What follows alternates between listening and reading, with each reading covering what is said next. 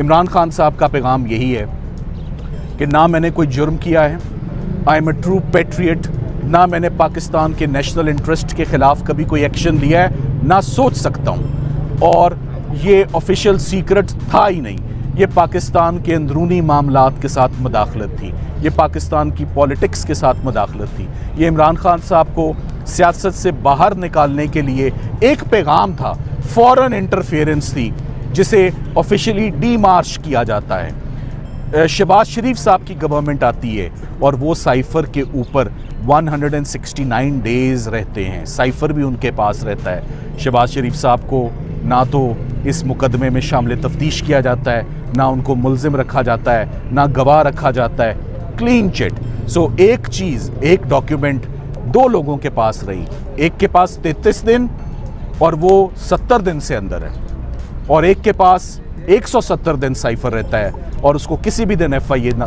तलब करती है, ना नोटिस करती है, ना अदालत तलब करती है। सो वंस अगेन मैं यही कहूँगा, इमरान खान साहब की आज ज़मानत डिसमिस होना और इमरान खान साहब की क्वॉशिंग ऑफ FIR पे रिट पिटिशन खारिज होना, हम बिल्कुल हैरान नहीं हैं, बिल्कुल हैरान नहीं हैं, मगर तमाम तवक्कुआत, तमाम उम्मीदें, तमाम expectations supreme court of Pakistan से हैं। देखें, आज की प्रोसीडिंग से पहले, सबसे पहले तो मैं कुछ कहना चाहूँगा कि इस्लामाबाद हाई कोर्ट की जानिब से आज तकरीबन 11 दिन के इंतज़ार के बाद आज 2 फैसले आए। इमरान खान साहब की क्वॉशिंग ऑफ FIR की दरख्वास्त मुस्तरद कर दी गई। इमरान खान साहब की जानिब से पोस्ट अरेस्ट बेल एप्लीकेशन जो फाइल थी उसको भी आज डिसमिस कर दिया गया। तो सबसे पहले तो इस पर हमें बहुत हैरत है कि ये केस ना तो ये ज़मानत मुस्तरद होनी चाहिए थी, ये बेल का केस था, और ये FIR सिरे से बनती नहीं है, ना इसका इतलाक़ होता है। मगर अब तमाम चीज़ें आप देख रही हैं कि तैयार हो रही हैं सुप्रीम कोर्ट ऑफ पाकिस्तान के लिए।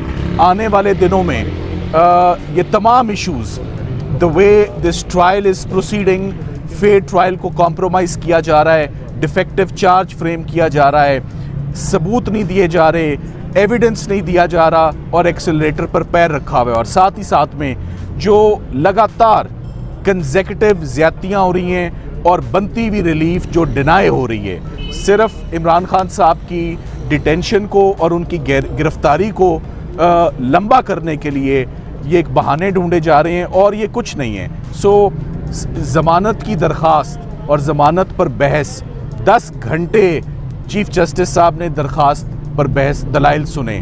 10 घंटे दलाइल नहीं सुने जाते ज़मानत के ऊपर, और अगर सुने जाते हैं तो उसी वक्त फ़ैसला दिया जाता है।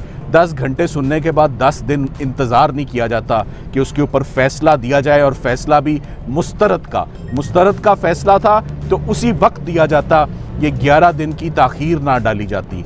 सो छोटी छोटी बातों पे ये पूरे का पूरा ट्रायल एक मजाक बन चुका है। इस कोर्ट में भी मजाक बना हुआ है जहां हम इस वक्त खड़े में, और इस्लामाबाद हाई कोर्ट में भी एक हफ्ते की तारीखें डाली गईं।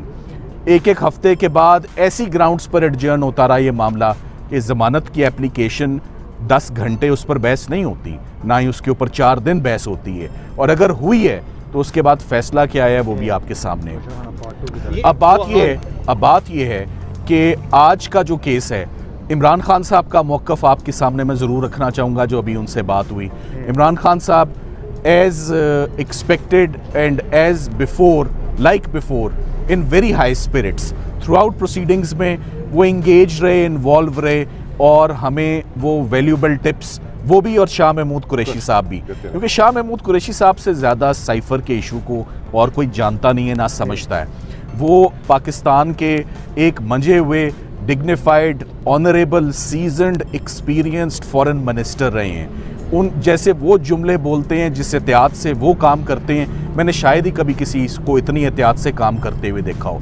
आज वो भी बहुत खफा थे, और जज साहब को उन्होंने अपना गिला दिया कि मुझे वकला से मुलाकात ही नहीं करने दी जा रही, मुझे एक्सप्लेन ही नहीं करने दिया जा रहा कि ये इतना टेक्निकल ट्रायल, इतने इंट्रिकेट इश्यूज जिसके अंदर हैं, मैं अपनी लीगल टीम को इस पर ब्रीफ करूं। इमरान खान साहब के हवाले से ये बताना चाहूँगा कि इमरान खान साहब ने आज साइफ़र के इशू पर यह पैगाम दिया है कि साइफ़र का इशू नेशनल सिक्योरिटी कमेटी के आगे जब रखा गया और ऑफिशियली डीक्लासिफाई हुआ, तो फिर ये ऑफिशियल सीक्रेट कैसे रह गया? ये कभी भी ऑफिशियल सीक्रेट एक्ट के दायरे में आता नहीं। आज तक पाकिस्तान में किसी भी प्राइम मिनिस्टर या फॉरेन मिनिस्टर की इस तरह की प्रोसिक्यूशन नहीं हुई है। केस ऑफ फर्स्ट इम्प्रेशन है और इसकी गलत इंटरप्रिटेशन की जा रही है, गलत तशरीह की जा रही है हर सेक्शन की।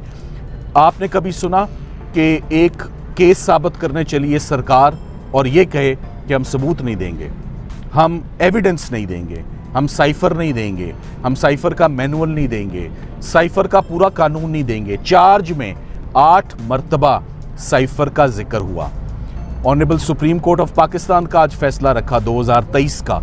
ऑनरेबल मंसूर अली शाह साहब और आयशा मलिक साहिबा का वो फैसला है, साथ में मियां जस्टिस मंदोखेल साहब का फैसला है कि आप प्रोसिक्यूशन को कंपेल कर सकते हैं सेक्शन 94 सीआरपीसी के अंदर कि कोई डॉक्यूमेंट वो खुद से नहीं देना चाह रही तो कोर्ट दिलवाए।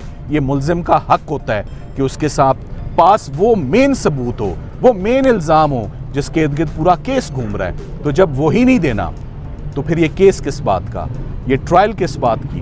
तो फिर नज़र यही आ रहा है कि ये एक दोबारा तोशाखाना रेफरेंस पार्ट 2 उसका सीज़न 2 जो है वो साइफर ट्रायल है। ये बात अब क्लियर है कि ट्रायल कोर्ट जो है वो क्रिमिनल प्रोसीजर कोर्ट की धज्जियां जो है वो बखेर रहा है, एक ब्लेटेंट और ब्रेजन वायलेशन कॉन्स्टिट्यूशनल राइट्स की हो रही है।